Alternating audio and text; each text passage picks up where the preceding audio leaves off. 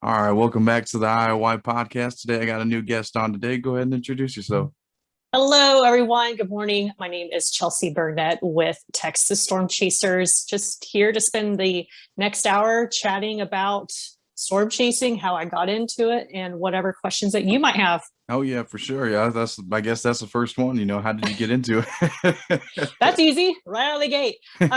It's actually been a lifelong journey. Yeah. There's this misconception that people just sort of pick up one day and go, you know what? I like weather. I think I'll do more and become a storm chaser. And that's not the case with most of us involved with weather. So it's been a lifelong journey, and I can go into as little or as much of that as you like. Oh yeah, go all into it. I want to All hear right. it. So I'm originally from Oklahoma. I'm not from Texas, but before anybody holds that against me, I have been living here for the last 14 years this month. Oh So, shit. I'm slightly a Texan now. I wouldn't go all the way and claim myself as a Texan, but I do enjoy Texan things, like food trucks and barbecue and all that good stuff. Oh, But, yeah. but being from Oklahoma, you're smack in the middle of Tornado Alley, which, if most people don't know what that is, it's just a number of states in the middle of the United States that are just the most prone to tornado activity each and every year. So growing up in Oklahoma, storms were a normal thing for me. And my family picked up on it when I was about 2 or 3 years old. My dad and I were having this conversation the other day, and I'm sorry, my mom and I were having this conversation the other day, and she's like, you used to watch storms out the door, out the window, and you didn't care. You weren't ever scared. So that was their first clue into me wanting to be more involved with weather and eventually a storm chaser. So yeah, when I was see, like that's really cool. I like that.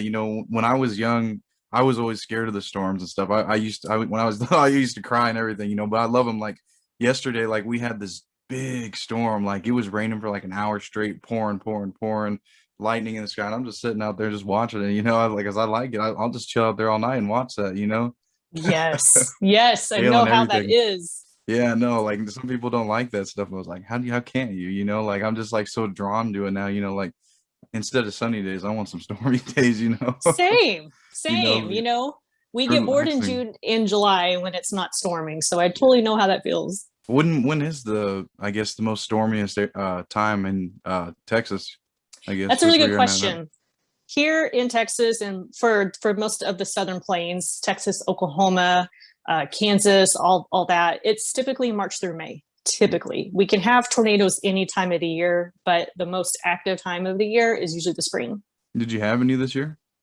Yes, we had quite a few storms here in Texas, though. Texas, Oklahoma, we saw a very quiet year compared to previous years in terms of tornadoes.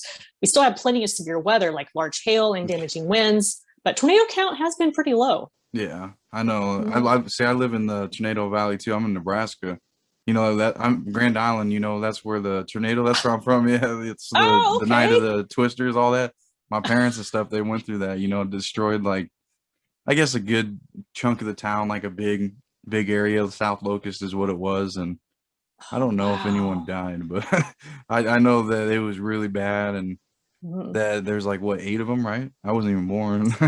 I don't even remember when it comes to past severe weather activities. If it doesn't have anything to do with Oklahoma, chances are I don't quite remember when it was. Yeah. But it's funny But you bring up Nebraska, because on our Chasecation, which was at the beginning of June, we actually stayed in Grand Island for the night. really, Uh-huh. how long ago was that?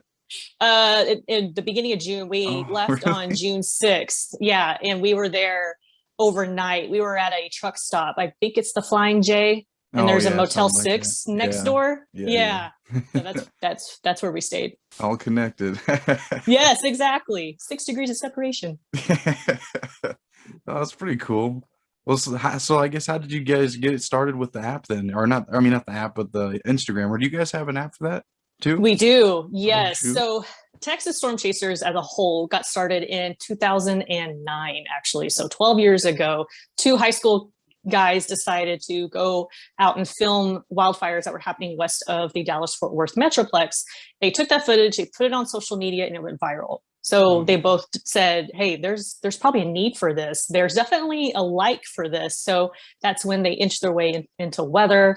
And David Reimer, who's the owner of Texas Storm Chasers, grew it into what it is today. So it went from 2 high school kids to 6, mostly grown adults, but it's been a great time. So how did you like get involved with it? Did you like reach out to them, or how did you even get to be a part of it? That is a funny story. When I moved here to Texas, after a failed attempt of getting my degree in meteorology from OU, I kind of lost my touch with weather for a little bit. There was a couple of years I just focused on getting my associate's degree from Collin College, or Quad C for anyone who's listening, from Dallas Fort Worth. And a friend of mine at a corporate job I had saw on the news where there was going to be a weather conference in Euless, I think it was, which is in between Dallas and Fort Worth. And so I went to it, and that's when I met David Reimer there. So he was there, we chatted, and then later that year we went on our first storm chase, which was actually that same month. It was March 25th, 2011. And it ended up being what's called a blue sky bust. We didn't see anything. Storms didn't fire till after dark. So it was kind of a crappy first chase, Yeah, but I was gonna say, that was it is pretty how exciting? that's how I got involved, was 10 years ago. Dang. So Yeah. so you've been going on all these storm chase, or the storm chases, is that what you guys call them when you go out there and find them? Would you usually go out of state and do a lot of them too? Do a Yes. lot in So town? I didn't quite jump into the storm chasing realm until 2015. 2011, I got married. And then that following year, I got pregnant with my son. And then that following year, I had my son. And then 2014, I went through a divorce and graduated college. So there was about a 4 or 5 year stint where I didn't really chase because I had a lot of life stuff going on. But Yeah. saw my first tornado December 26, 2015. And that just sucked me right back in. And I have been going nonstop since. So in that time frame, I have witnessed 32 tornadoes between here and North Dakota. So we do go all over the place. We don't just stay here in Texas, despite our name. We do pay attention first and foremost to Texas weather, but when it's boring like it is today, we pay attention to weather elsewhere. So Yeah, that's pretty cool. How do you know the tip, or how do you get a tip to hey, there's gonna be a tornado, this week, or the day, or how do you guys plan on that? that's a good question. So we utilize a couple of sources. There is a website called COD.edu. It's the College of DuPage from Illinois, and they house weather models, raw weather models that most meteorologists, most TV, newscasts and all that, they pay attention to these weather models. And we look for signals and trends in the pattern.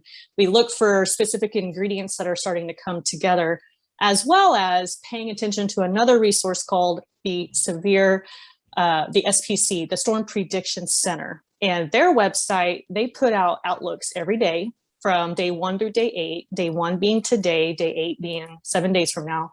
And they put their thoughts out there on what they think severe weather is going to be. So if you go look at the SPC website right now, they have a map of the US. And right now, there's a nice enhanced risk for thunderstorms in Oklahoma and into Missouri and Kansas, I think. And that just means there's a higher level of severe weather that's going to happen. And that's how we know where to go in order to sit and wait for those storms to develop. Oh, okay, that makes Yep. sense then. See, I Yep. always wondered that, because people, go all over, and find stuff, or how even the weather man, or figure out how the the weather's gonna be, how they predict and stuff. I've never even knew that, but that was good to know that. Yep. So then when what's the closest you ever been to one of these then, up to these Ooh. tornadoes? About between a half to a quarter mile from a tornado. This particular one was May 25th, 2016 in Chapman, Kansas. It ended up being an EF4 that was on the ground for an hour and a half, and we watched it from birth until end. And Really? so at points in the chase, we were within a half a mile to a quarter mile from it. Yep. You just go around and record it? Yes, to go around, take pictures. We do make storm reports when we can, when service allows us to. Sometimes in these areas we chase, it's very rural, it's very out in the middle of nowhere. So we have an app called Radar Scope that we're able to, that tracks our GPS. It has our information, our name, our call sign if we're a ham radio operator like myself, has our contact information on there. And local weather people can look at that and go, Chelsea's in Chapman. There's that cell right by Chapman. I wonder if there's a storm there. And they just kind of wait for our reports to pop up. Oh, Um, okay. so yeah, then technology has made this so easy. so like you kind of give them like an update on like what's going on, you know, like when you're out there, and they just like, so how do you even get signal, like just from the satellites, you know, or like, because you know how power goes out when they have bad storms and stuff. I mean, how So does that staying, you know, powered? we've never really had an issue with cell phone service. It's due to power outages. It's mainly due to it just being in such a remote area. And usually we're chasing with other people who are perhaps on a different cell provider than what we are. Like I'm with AT&T. Some people have T-Mobile, Verizon, you know, so we just kind of utilize whatever is available at the moment. Oh, okay. I see what you Yep. mean. So like when have you have run into like any like tornadoes or any bad storms like in a town, you know, like that destroyed a lot of stuff that you guys were around?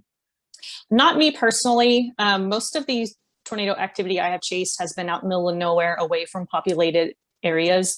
The EF4 I was on in 2016, it clipped the southernmost part of town. It damaged maybe 20 roofs on homes, and that was it.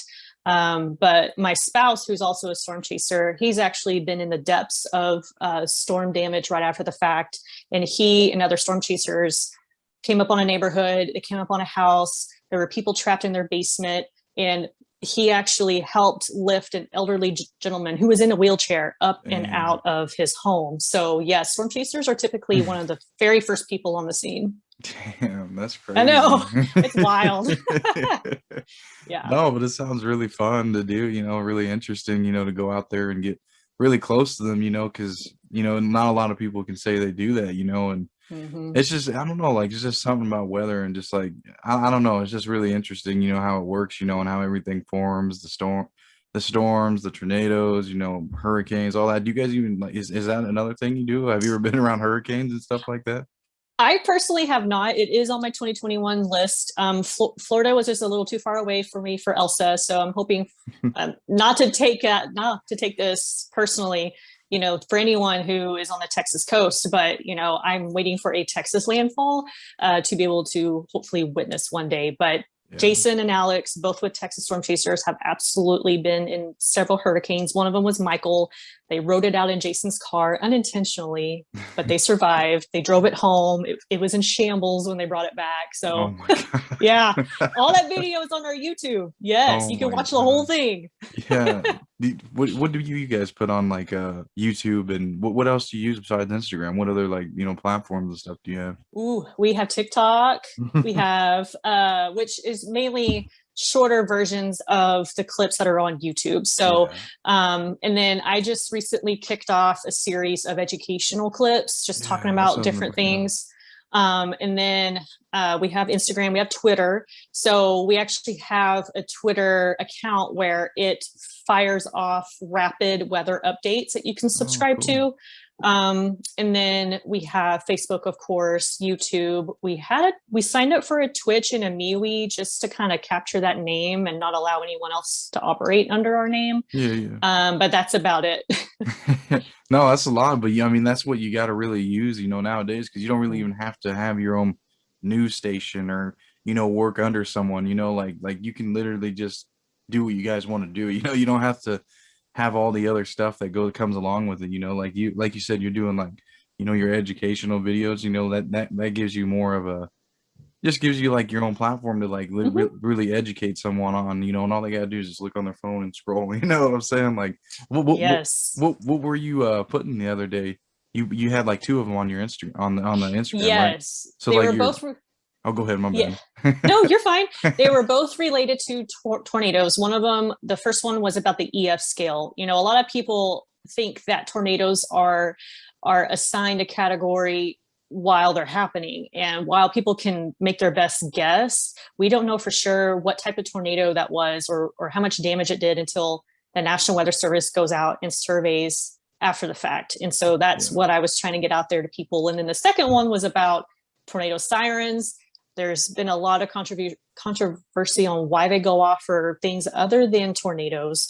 And then also a lot of people think they're supposed to hear the tornado sirens in their homes. And I just addressed both of those. And See, look, I was going to bring that up because, like, okay, so I used to work at a Subway, you know, and like right behind the Subway, there was one of them big old things. So like out of nowhere, you just hear it. Your ears start just hurting because it's literally right behind you. I was like, man, I remember hearing that right behind me. I wish you didn't have to hear them, but you know, they put one right behind that store for whatever reason. Yeah. I'm sure that made the monthly testing a lot of fun too, because you know they test those once a month on a certain day just to make sure they still work. So yeah, I bet that was loads of fun. Yeah, it was. No, I mean those sirens and stuff, you know, I guess they kind of go off more often than you think. And you know, when I was little, you know, I'd always, oh my god, tornadoes coming, you know, because like I said, I was afraid of storms. I did not like them, you know. And then, you know, eventually now, you know, I hear them so often, you know, it's like whatever, you know. But you know, because I'm not worried like, oh, a tornado's gonna come. It's just like you said, it's either a really bad storm, wind, or damaging hail, and that's usually what it is. I mean, I think I've been through 2 tornadoes, I guess, but you know, they went up, they came down a little bit and went back up. You know, like that was pretty much it. You know, that's what I had. You know, so that's why I was like scared as a kid because that's when they came when I was a little kid. You know, but they never came back after that. You know, luckily, but. Knock on wood. It's kind of weird that how they have them out in you know, like you said, like out in the middle of nowhere. That's crazy how they form out there a lot more often than they do in like a big city or something like that, you know. That's true. Is there a reason why that is, or is it just how it happens? A lot of people attribute it to the heat island effect that a lot of metropolitan areas can produce. It is a slight misconception because in May of 2000, a tornado actually came through downtown Fort Worth. So while it's uncommon for that to really happen, I mean, you got to also think about it in broad terms. You know, most of the United States isn't covered in metropolitan areas. There's just pockets of them. Well, a lot of that weather tends to happen more in rural areas because there's more of that land. You know, so you just have to kind of think of it that way. And also, you know, attribute it to whatever local influences that like heat islands can have on local weather like that. And also lakes, like a lot of people, I live off a lake and a lot of people assume, oh, you know, the tornado warning storm was moving over and it dissipated after it moved over the lake. You know, a lot of people think that really has that kind of profound effect on it, and it may or may not, but more often than not, it doesn't. So it's just to each their own and what they personally have seen. Is there still more to learn about tornadoes? A lot? Absolutely. You know, people like Reed Timmer and a lot of field researchers are trying to still continually put instruments in front of tornadoes to try to learn more about them. You know, we had a team of storm chasers that passed away in 2013 from a really strong tornado in Oklahoma, and they had been chasing for years, you know. So as much as we think we understand now, they are still very unpredictable and anything can happen. So, which is why it's even more important to bring the educational aspect to weather like we have been. Yeah, no kidding. I mean, that's what I was wondering. You like, how do you even really stay safe? Like, what did you guys just kind of? Yeah, what do you guys do when you're out there? You know, like what's safety measures or whatever. Sure. When we're chasing, we typically chase with more than one person. It's very rare that we ever chase alone. If we chase alone, it's going to be local to where we live because we know the lay of the land already. We know how traffic is. So we're more familiar with our surroundings. We don't have to really pay attention to them as much. But we chase with other people. And so how we stay safe in one way is one of us drives and we just focus on driving. The other one focuses on being on the laptop and getting information. The other one focuses on paying attention to the sky and seeing what's going on. And also, situational awareness is key here. So a lot of us go through a Skywarn storm spotter training course, which is put on by the National Weather Service every year in the spring. And they have a basic and advanced. It's 2 parts. So we all go through that to kind of get our basics down. And then we build on that through storm chasing and just experiencing things for ourselves. We also, know our routes of egress, meaning our routes of escape. So like take, for example, Chapman, Kansas in 2016, when we were really close to that tornado, we were on a north-south road. And that tornado was moving east from us. But at one point it started jogging west. Well, we were already on a north-south road, so we shot south to stay out of the outer circulation of it. So we know our road networks, we have a GPS up, and we just try to keep ourselves in a position relative to the storm that is the safest. Yeah, that's just sense. Very broad, very high level. I guess, what is your truck, or do you guys usually take a truck when you go? What is your truck, kind of loaded with or equipped with, when you go out there? Most storm chasers chase in their own personal vehicles. We are not Reed Timmer from the Discovery Channel with sponsorships or the type of income to provide to have a secondary vehicle. So we all chase in our personal vehicles. My son's car seat, you should just sit in the back, So, but we have it outfitted with dash cams to catch whatever we might miss. We have it outfitted with a laptop mount like you see in police cruisers, so we can put our laptops in it. Mine was outfitted with a ham radio. So that's a form of communication that we can still use if, like you mentioned earlier, if the power knocks out and there's absolutely no cell phone service, no Wi-Fi, no nothing. But I don't really use that much anymore. And then we have our regular handheld cameras that we'll have mounted into the vehicle. What else am I missing? And then just bringing our tripods and cameras and everything else we might need. So it's very basic. You don't need all the bells and whistles that you see on some of these vehicles. To be honest, a lot of that is for show. A lot of that is for the look at me aspect. A lot of that is, please stop me at the gas station and ask me questions about what I do. And it's just kind of each their own, though. If that's how they want to chase, that's great. That's how they want to chase, but not us. We chase very incognito most of the time because we don't want that attention. We're trying to focus on what we're doing and not be distracted. However, if locals do have questions, we certainly do answer those. We'll be sitting in the McDonald's parking lot eating our lunch, and people will notice the hail guards or whatever, and they'll come walking over going, "What are you guys doing here? Oh my God, is it?" So we'll help them out, but for the most part, we stay to ourselves. Yeah. That's pretty funny. They just start freaking out. They do. They're like, "Oh my God, what are you doing here? Are we going to die? What time is it going to roll in?" So, yeah.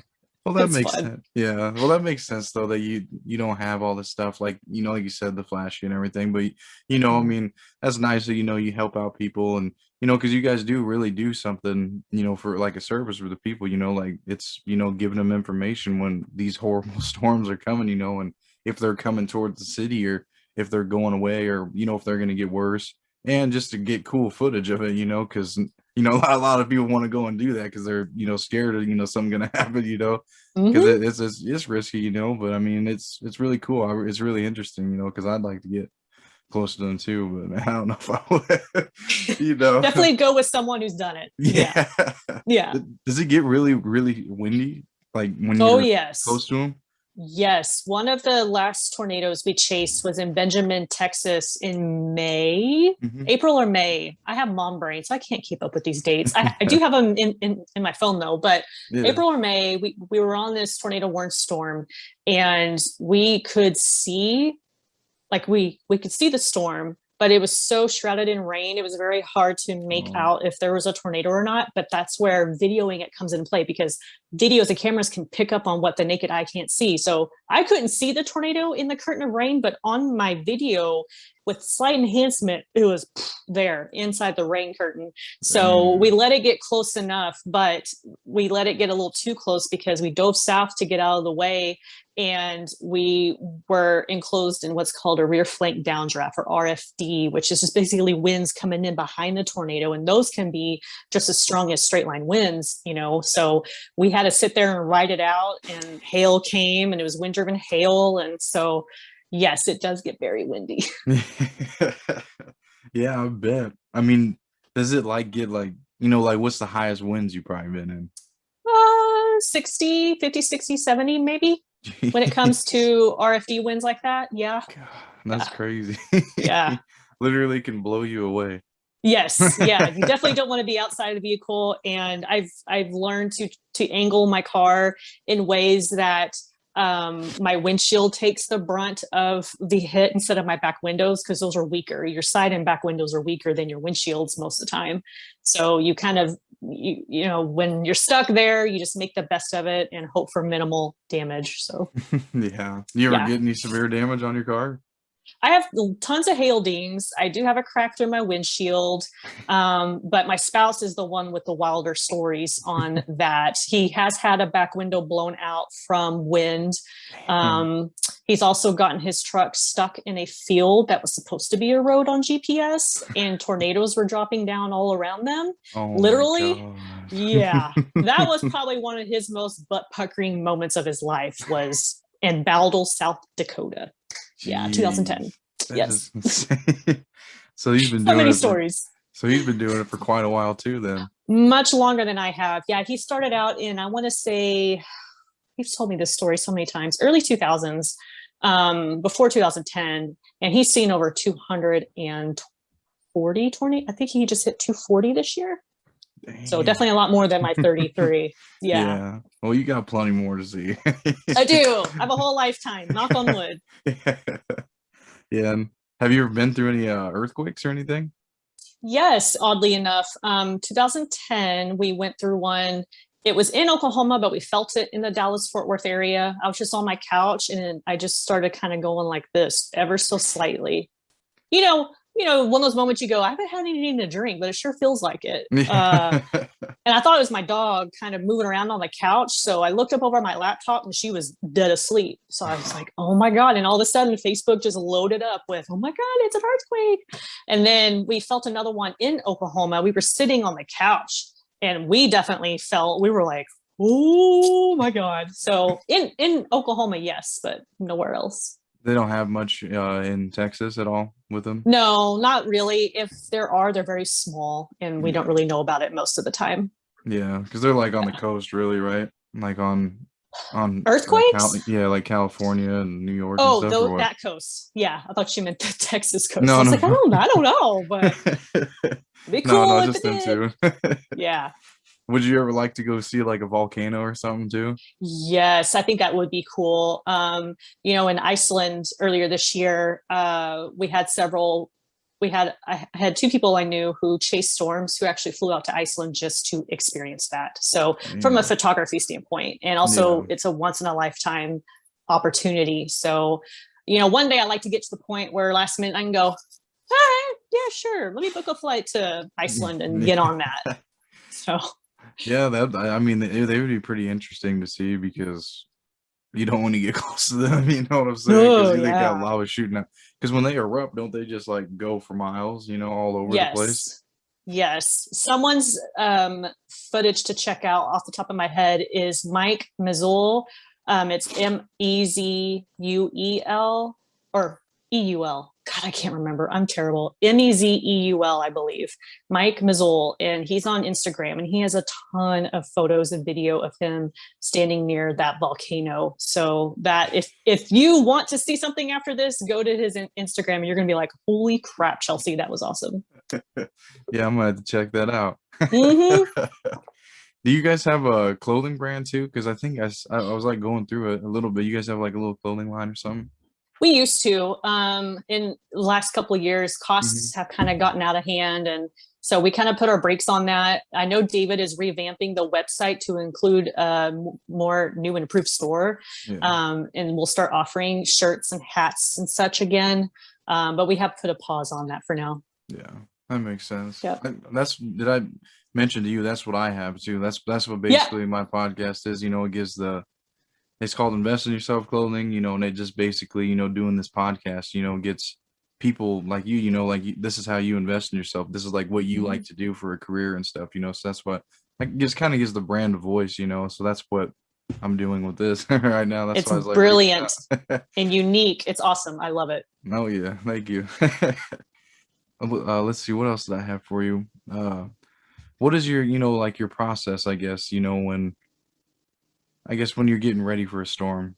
I didn't ask that one yet, did I? I just kind of asked what your process was out there when you're out there, being safe. Yeah. What is your process like when you're getting ready and going out there, like loading up your van or whatever you got, truck? So a typical day in the life would be, it starts several days out. So we're monitoring the trends. There was some severe weather in Iowa yesterday that a lot of us were chatting about in our little groups earlier this week. Yeah. It's like, do we go? Do we not go? What's it look like? So a lot of it is talking about the potential areas to chase. And then a lot of it is kind of waiting till the very last minute to see if anything changes, because it very well could. The whole setup could just take a dump, or the whole setup could completely just be like, holy crap, we got to be there. So beforehand, we're monitoring things, we're chatting amongst each other. Chasing in the Southern Plains is a lot different than chasing in other parts of the country. So we converse with people who are local to the area, who know a little bit more about the weather there than we do. And we just kind of pool our thoughts and ideas together in conversation. And then of course it's looking at our schedule. What else do we have going on? I'm a mom. So it's like, do I have my son this week? Do I have it? And then it's of course prepping the vehicle, making sure there's nothing going wrong with it. Also, my most important tidbit is loading up on snacks. I absolutely hate throwing money away at fast food while out on the road. I'm a penny pincher. So I'm like a squirrel. I have been stacking snacks in my pantry just for chases. I have this big green bag that sits in my pantry, and all I do is pick it up and run out the door with it. But I just make sure I got plenty of snacks, plenty of meals in there.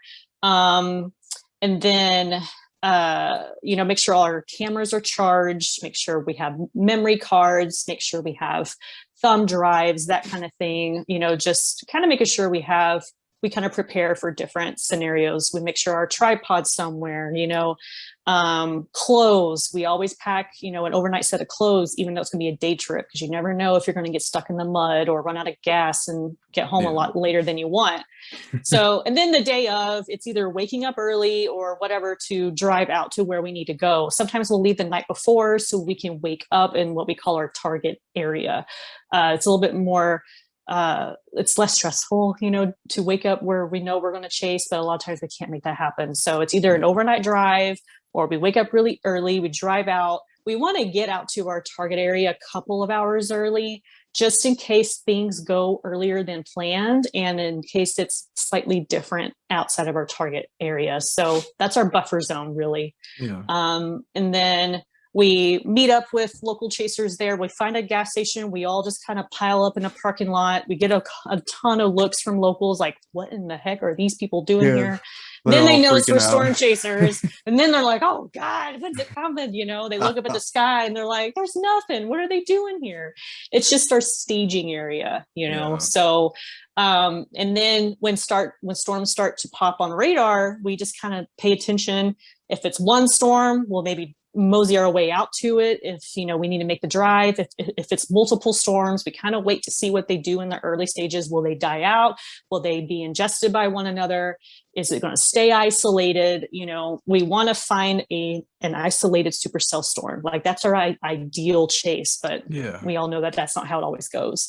So that's kind of the walkthrough on that. Yeah, that's not okay. That is pretty cool. I like that. I was going to ask you, what is the supercell storm, like? What is that? Because I did see you put something on there, someone put it on the Instagram, I don't know, but I was like, damn, what is that? Because you went to like what was it, New Mexico or something? I was reading North Dakota. On that particular one. North Dakota or South. So a supercell is just a severe thunderstorm that's isolated from the other storms in the area. It's by itself. It has no competition around it. And it's the storms that typically go on to produce tornadoes. So, Oh, okay. although not every tornado comes from a supercell, that's just most common.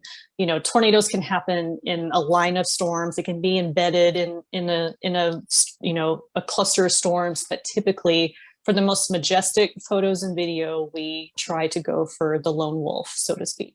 What does it look like, I guess? How could you explain this the supercell? Like stacked pancakes. So if you're far enough away from it, this sucker towers up into the sky. It has a huge updraft. It might possibly have an anvil, which is where the storm hits the jet stream essentially and flattens out because that jet stream is shearing the top of it off. So we have those visual clues we look for on radar and as well as in the sky, which is where that chaser training comes from. So that's what we look for on radar and in the sky. We just kind of wait for it to come to us, or we go to it, depending on how fast it's moving. And we just we stay in front of it and just wait for the magic to happen. Yeah, damn. How do them storms or them tornadoes start even like, forming, I guess? Like, isn't it the opposite winds or something, like bouncing off each other, something like that? So when we watch for tornadic development, we look for the supercell. We look for what's called a wall cloud. Is there a descending level of clouds beneath the base, of the supercell thunderstorm? Is there a wall cloud? Is there circulation? Is there inflow winds coming into the storm? So if you're the storm and I'm looking at you and the winds are coming from my back towards you, that's a good sign. That means that storm is pulling in inflow and it's active and it's trying to get its act together to go on and produce a tornado. Or is it outflow dominant where you're the storm and the wind's coming at my face? That's never a good sign when it comes to tornado genesis, the cycle of a tornado. So is there winds going into the tornado or into the supercell? Is there a wall cloud? Is there, can we see that wind shear working? Is there rotation in the storm? Is it high precip or low precip? High precipitation being that Benjamin storm where it was just shrouded in rain, or is it a low precipitation when there's hardly any rain falling from the base? So we look for all those visual cues. And then of course we watch for a hook on radar or we look at the gate to gate on the velocity of the radar and see if we can start to pick out where there might be winds converging like that. So without having a visual to show you, it's very hard to put it into words, especially for me. But that's essentially what we do. We watch the radar and we watch the sky for those clues. Damn. Yeah, Yep. that makes sense. So I got a picture like when you were explaining. I see what you mean. Yeah. Good. What are those, like, what, like the tornadoes, like what are they like made up of? Is it just like wind, or what is that? Because like they form like, the little spinny thing and they come down, like what are they? What are they made out of? Do you know? It's basically the clouds. So do I have a pen on my desk? Yes. Okay.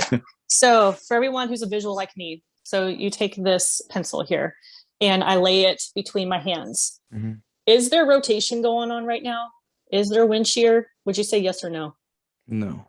No, because it's not moving, right? The winds remain the same with this. So the winds will rotate in the storm like this, inside of the cloud like this. And then there's wind shear now.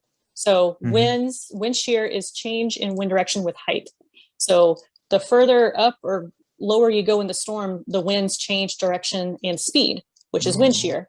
Storms need that wind shear. And then storms need some sort of lifting mechanism, something to take this column of wind and turn it like this, where it starts spinning like this.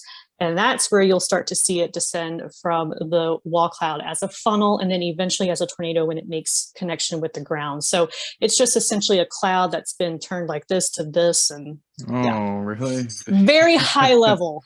Yes. Very intricate explanation there.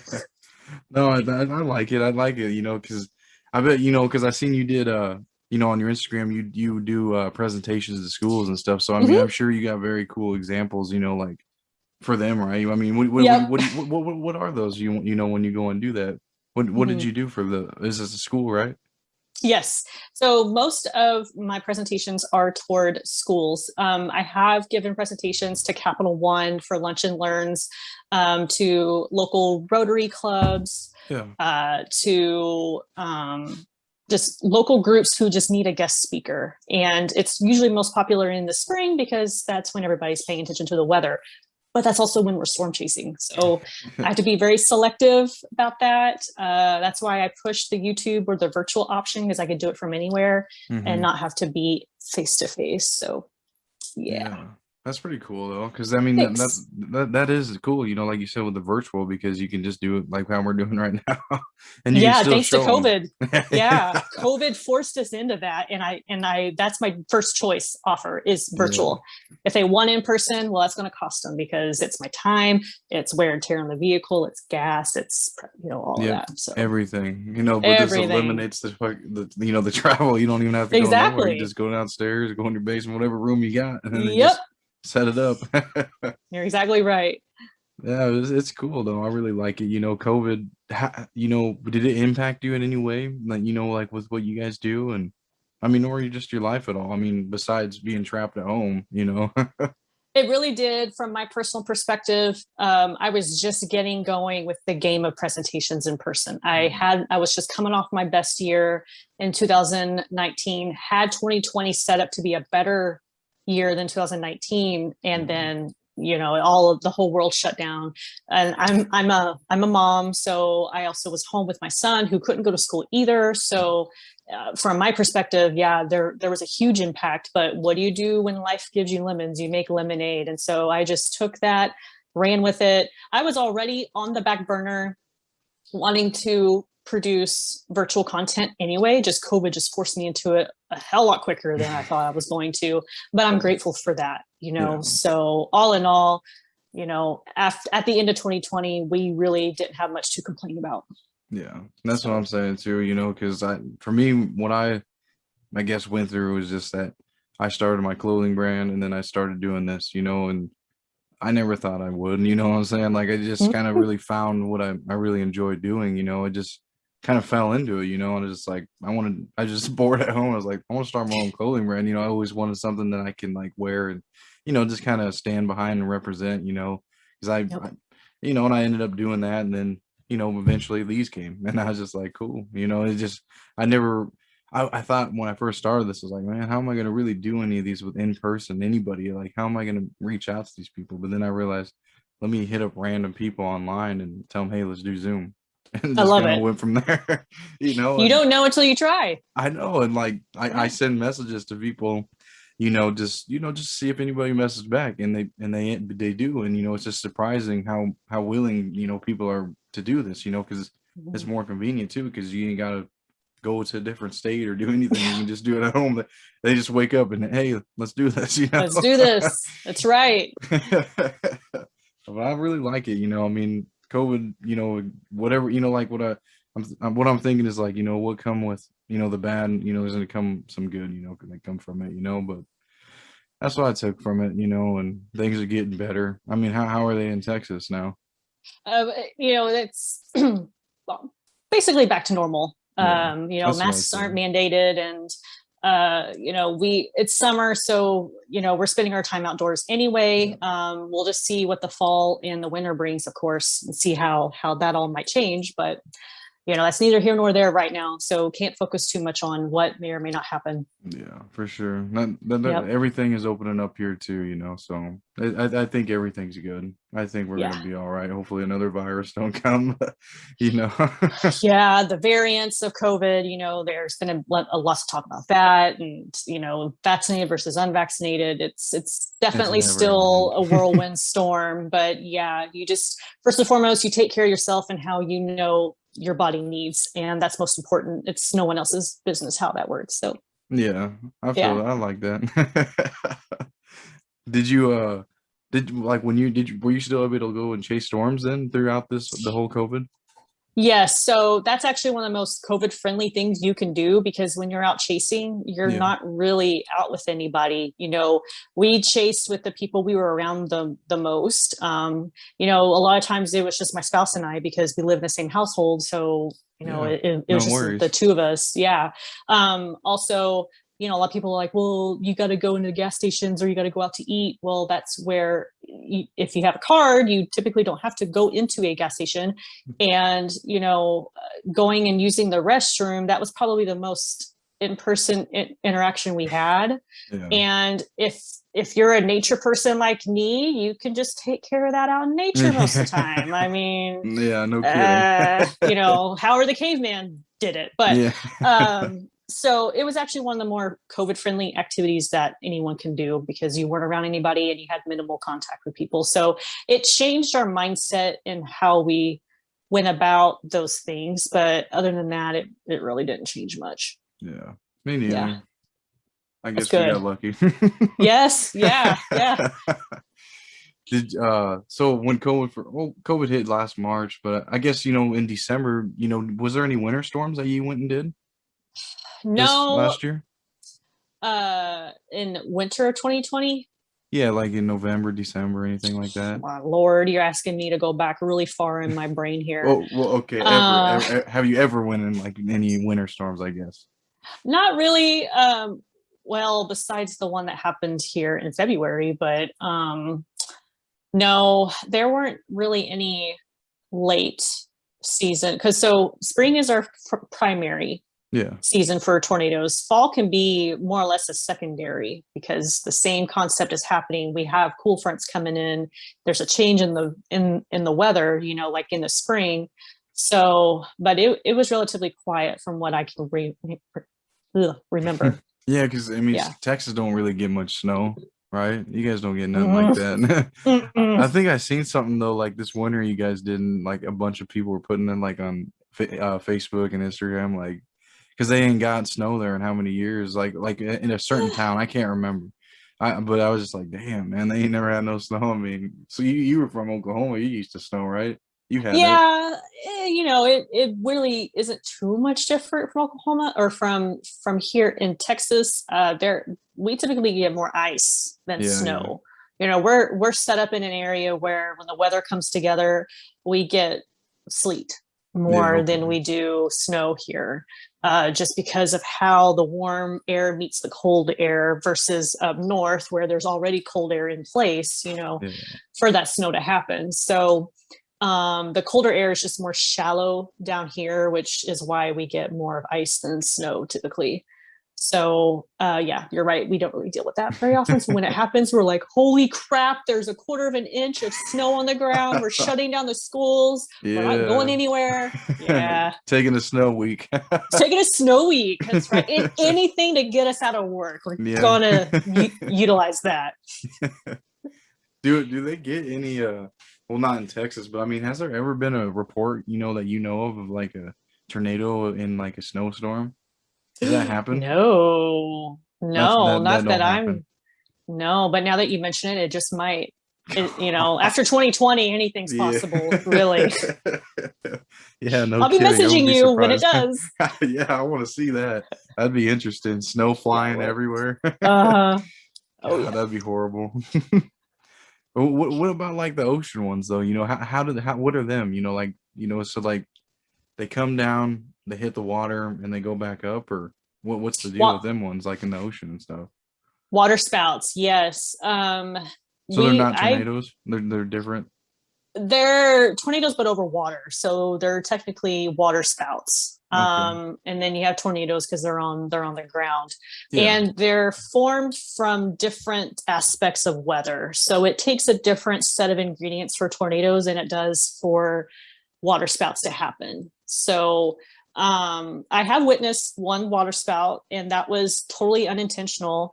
We were in the U.S. Virgin Islands, January of 2019, for like a 48-hour whirlwind trip, because Delta marked their tickets Mhm. on an oopsie. Instead of being like $800 per person, they were $80 per person round Oh, trip. So damn. bam, we booked that and we went to the Virgin Islands for 48 hours. Well, on our drive to the airport to go back home, my spouse and I were in a vehicle with another friend, and we're looking, and Adam goes, "Is that a water spout?" And we all like, "What?" And of course, on the Virgin Islands, they have little mountains. Yeah. And so it was blocking most of the view, but you could definitely tell from the top part, it was most certainly a water spout. So that was a really cool experience, especially after having to leave from paradise to come back home. That was a nice little send off. Like, okay, Yeah. here's a water spout for you to enjoy. So that's the only time Yeah. I've witnessed one of those. Yeah. They don't, how long do they last? They usually just, do they last longer than the tornado, or they just kind of come and go? They're just little things. Yeah, they're very come and go. They're most common in the summer months along the coast. Florida is a hot spot to see those during the summer months. Basically anywhere, you know, that outlines along the coast here in the US, along the Gulf. You know, they're not so common along the coast of California, really, but because the weather is, or the air isn't as warm and moist there as it is down here. Oh, So okay. yeah, they're typically more common in warmer climates. Yeah. Okay, that makes sense. You know, like after the big storms and everything, there's always, you know, them rainbows. How do they, you know, where do they come from? What do you know?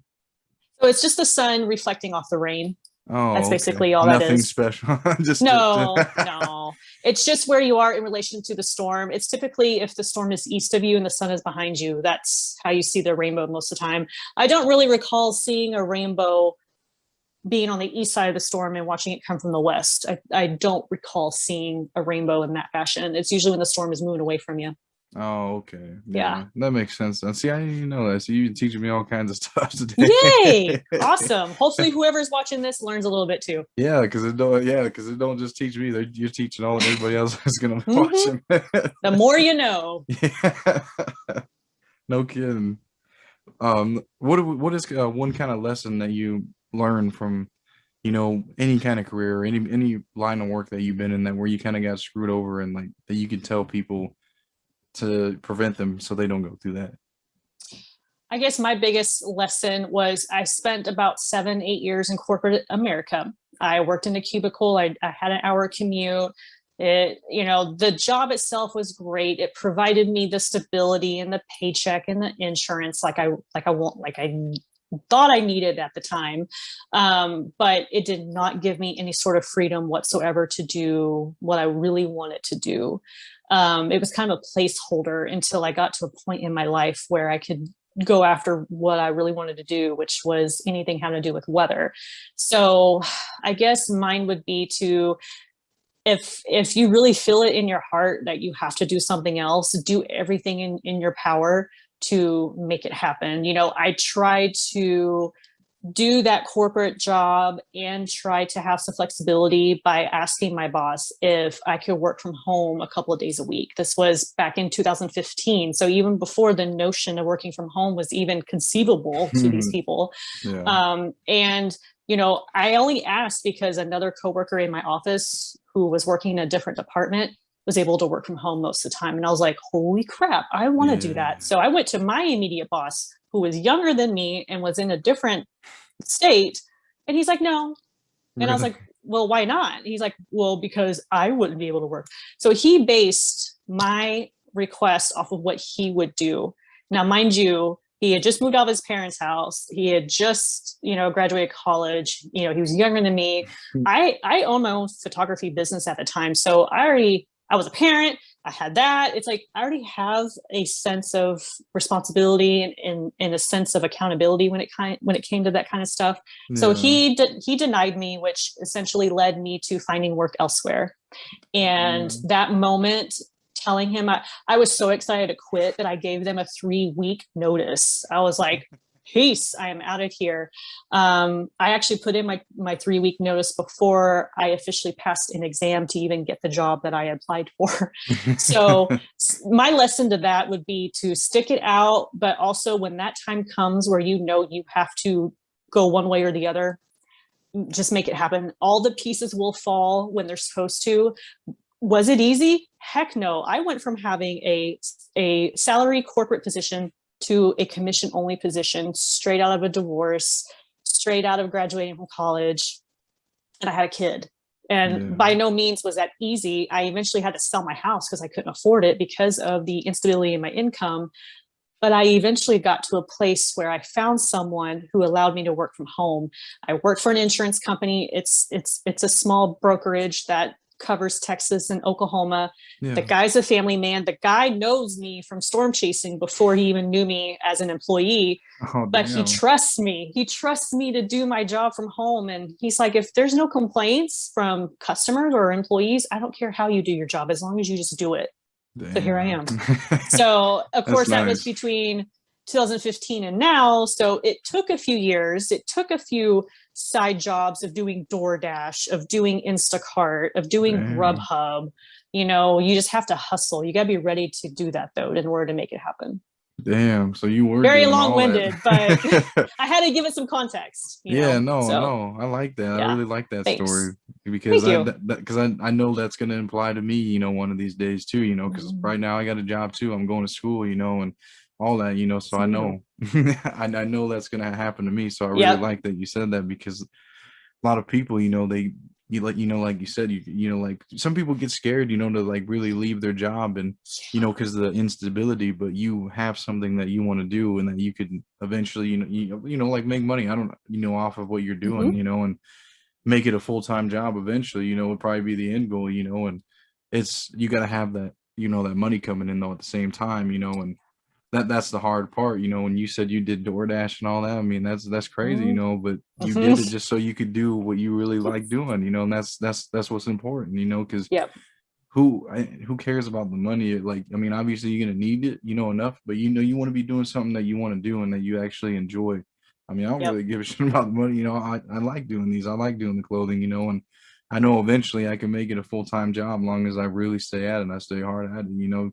Just like what you're doing, you know, that's cool. I like that. You're doing Amen. Good. That's dope as hell. Amen. Yes. Woo! I'm fired up now. Well, I guess what leads into my next question is, like, obviously you kind of just said it, but you know, what are some struggles that, you know, you had to do to get to, you know, the position you're at now? Definitely establishing the type of schedule that would allow me to do that. The only good thing about a divorce is having that time where your kids are away, and that allows me to really focus on doing things like this. Like when we scheduled this podcast, I said, my kid's gone for the week, I'm available, you know. So we do joint custody, 1 week on, 1 week off. That's simple, clean. So I already know my schedule ahead of time. I can look at the calendar, I can plan my life a lot better that way.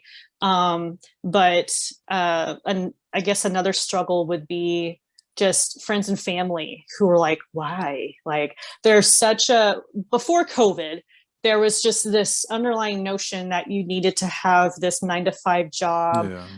You needed it for more than just money. You needed it for health insurance. You needed it for retirement. And COVID has shown us that freelancing is actually more secure, because we're not really laying ourselves off. We're not holding our breath waiting at a corporate job, you know, when the next, you know, employment cut is coming. And, you know, we can supply all of those needs ourselves through other means, you know, thanks to freelancing becoming more and more of a thing, thanks to COVID. So just fighting those notions of friends and family who don't approve. I've lost friends over this because I put myself first. I put myself creating all of this first, rather than going out on a Friday night last night.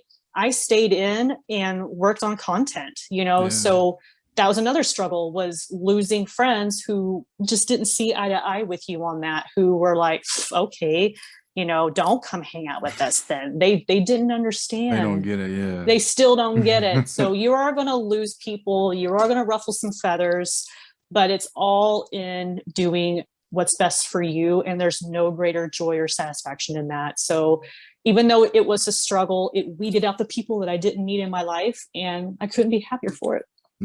I like that. That's another good Thank one. You. Because, you know, for sure, because you have to have that time, you know, to work on your stuff, you know, because like you said, you got another job going on right now. So like when you're off time, you got to do that, you know, because that's what I'll be doing too. I could do the same shit, you know. So you know, if I hang out with my friends, you know, we're just hanging out at the house, you know, drinking a few beers or something, you know, but I still got my little notebook with me, you know, I'm still writing down ideas or Hmm. texting people to do new interviews and stuff. I still could do it, you know, but I know what you mean from like people like, you know, saying like, what are you doing? You know, you're Yeah. supposed to be doing that, you know, it's like, no, I know what I'm supposed to be doing. I'm supposed to be doing what I want, you know, and not the 9 to 5, you know, because obviously that's kind of what I do now, but it's ain't not like I hate the job or nothing, but it's just it's cool. You know, I need money coming in and I'm gonna do what I like doing at the same Hmm. time. That's where I'm at with Hmm. it, you know. And before, you know, I worked at my other job, you know, for 5 years, you know, and I just ended up not working out there, you know. So I was just like, I don't want to give all my time to someone else, you know, that they're not even gonna really give a shit about, you know, Yep. all the time and hours you put in, you know, none of that matters. You're gone, and what were you doing there for so long? You know what I'm saying? Like, I want to be at a job that I can do that I enjoy, you know, like that's decent, you know, that's cool, and that you know you're gonna get the respect that you deserve, but then at the same time working at the same doing my stuff, you know, because I don't want to be at a job that I hate, you know, and because like you know, there's no need to. If you have other options, there's plenty other options you can be doing. You know what I'm So many saying? more options. It's not like you're stuck. There's plenty Hmm. of new options, especially after COVID. You can, like you said, you can do shit at home now. You know what I'm saying? So Hmm. when you get that, you get your job done for the day. Now you're working on this, you know, or in between time, whatever you got, you know, just as long as you're getting your shit done. There actually isn't a better time than now to make that switch because so many people are home. Hmm. Therefore, if there's a job that you want that still requires you to go into the office, but it's more suited to what you want to do, those jobs are open right now. And people are begging people to come back. You know, companies are begging people. You Yeah, know, they are. someone in my social media group posted about or made a comment on how some fast food chains are even offering sign up bonuses. Like, if you come work for us, we'll Yeah. give you a bonus just to show. Like, this is the time. Like, if there wasn't a bigger slap in the face, it it's now, and it is Yeah. time to change that job. It's time to get something new that is going to allow you to do what you eventually want to do. My brother was just telling me that the other day. Oh. But yeah, Right? Yeah. he was just telling me that the other day that this is that employers are gonna have to like kind of change up what they're doing, you know, and really start giving more respect and really respecting their employees and all that shit, you know. You love to see it. Like, I wish I could look that manager in the eye right now who told me no to working from home 6 years ago and be like, what are we doing? Yeah, what are we What doing is now? this? What is It everyone works. doing? Yeah. Yeah. So I'll just do it in my head and be just as satisfied. So, Yeah. No, I like it. I like it though. Well, let's see. You got a few, well, you got till 11, you said? yes. Yep. Okay. Let me see. I might got one more or two. Yeah, sure. Um, let's see. What motivates you to do what you do every day?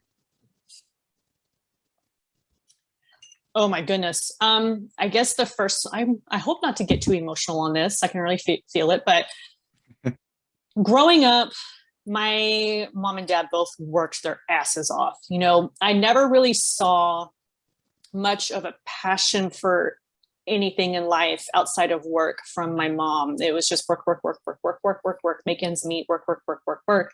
Yeah. But with my dad, I saw a little bit of passion from him. He took us on trips. We went camping, we went hiking, we went rock climbing, we, you know, went to the river. We did all these different activities out in nature, and he always had a camera with him. So that I get a lot of that passion from him. And so my motivation for doing this every day is to show my 8-year-old that anything is possible. Hell yeah. There's nothing more important than showing your children that they can do what they want to do if they work hard enough. So even though my son is gone every other week, when he is here, I do make him a priority. I do schedule my day to where I'm maximizing it. I'm spending it with him, but I also show him the hustle. Yeah. I show him. I created a YouTube presentation for his school in the spring, Oh, and he damn. saw all the behind the scenes from that. I even allowed him to partake in it by doing some experiments to show other kids that they can do at home. So he has seen the back end of it, but also saw the final result.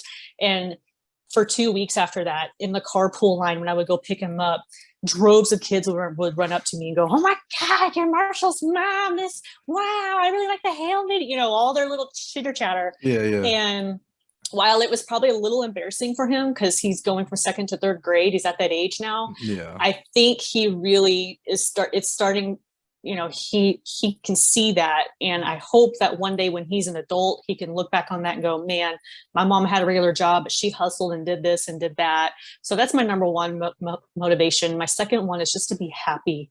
That's what makes me happy. Yeah. Chasing and being out in Mother Nature is what makes me the most happy. And who wouldn't want that for themselves? It took me a long time to realize it.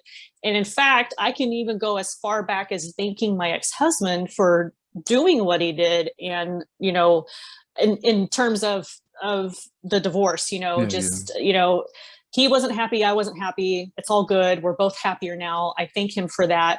But if it wasn't for that, I don't think I would have had the gumption to change everything about my life besides going from being married to divorce. I changed my job. I changed my direction in life because of all of that. It was that spark that I click needed. Moment right there. That click moment. Yeah. And I attribute it to him, so those would be a few of the motivations and contributions I would give to that. Damn. I like that. I really Thank do. you. That's good. Those are good ones right there. Thank you.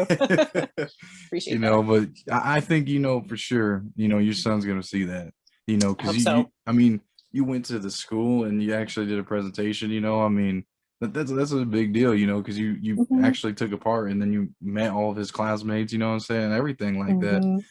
But I think you're doing great. You really are. Thank you. Aw, that means a lot. You got a cool story, and I'm glad you came on here and you shared it with me. Because it's good. This right here is motivate someone else. To do it. That's why I do it. Because someone will see this and they'll be like, "Damn, invest in true. yourself. Invest in yourself. That is the premise of this. Yeah. Yep. Hell yeah, right here, look. You invest in yourself. Yeah, I love it. I love it. You just write that on me, on my forehead. Invest in yourself. Tattoo. I will get a shirt. Yes. Hell I will find you and I will get a shirt one day. Okay, cool. Yeah. Well, thank you. I appreciate, coming on. Of course. Did you have anything you wanted to say or before you leave or anything for the people? I don't know. Oh, well, the typical come follow us on, we have all the social medias, but really, I do think we set ourselves apart from other groups who just want to put their stuff out there for the fame and fortune. We've been at it for 12 years. Yeah. Most groups would falter and peter out by now. And I think a lot of people, if they're looking for that kind of content, if they're looking for that type of motivation, if they're just looking for that type of people to relate to and to follow, I would say, find us on social media. We're here to answer any questions, and also invest in yourself. And no time is too late. You just got to start doing it now. If it's just an hour a day or 30 minutes a day to do something that you love, it'll eventually snowball and you'll eventually have what you want in life. So hell yeah. Hell yeah. That's right. Right. Well, thank you again so much for coming on. You're welcome. On. I'll be down. I'll be, a year from now we can do another one, see where you're at and what's been going on. Maybe I can tell you about the hurricane I saw this year. Yeah, some volcanoes and everything. That's right. But yeah, thank you again. I appreciate it. Absolutely. I'll be checking out you guys' stuff, for sure. I'll let you know when I put this out. Maybe in like a week or two. Okay. We'll put it, and then I'll let you know, and I'll send you a link and everything. Sounds good to me. All right, we'll see you. Thank you. Thanks. Bye. Bye.